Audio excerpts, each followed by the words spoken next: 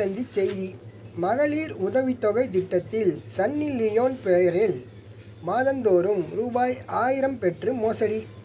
மோசடிகள் பலவிதம், அதில் இது ஒரு விதம் என்பது போல மோசடி வேலைகளில் ஈடுபடுவோர் புது புது யுக்திகளை பயன்படுத்தி பணம் சம்பாதித்து வருகிறார்கள்.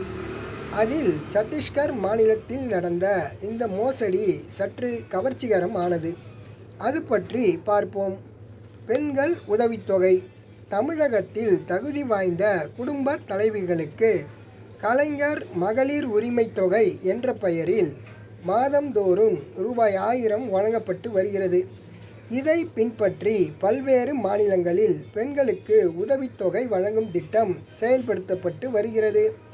அதுபோல சத்தீஸ்கர் மாநிலத்தில் ஆளும் பாஜக அரசு பெண்களுக்கு மாதந்தோறும் ரூபாய் 1000 உதவித்தொகை வழங்கும் மகாதாரி வந்தன் யோஜனா என்ற திட்டத்தை செயல்படுத்தி வருகின்றது.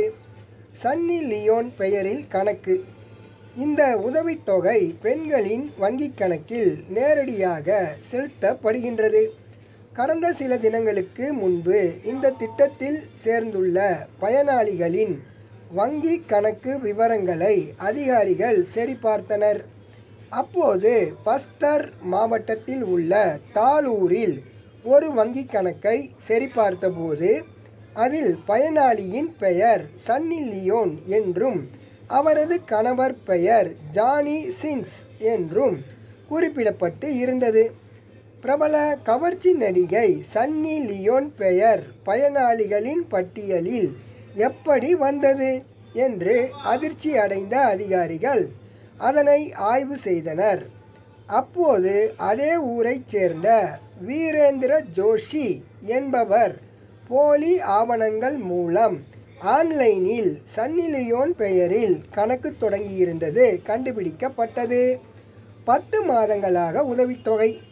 மேலும் அவர் கடந்த மார்ச் மாதம் முதல் டிசம்பர் மாதம் வரையிலான 10 மாதங்களாக மாதந்தோறும் ரூபாய் 1000 பெற்று வந்ததும் கண்டுபிடிக்கப்பட்டது. இது பற்றி அந்த மாவட்ட கலெக்டர் ஹரிஷ் கூறும்போது, இந்த விவகாரம் பற்றி விசாரித்து வருகின்றோம் என்றார்.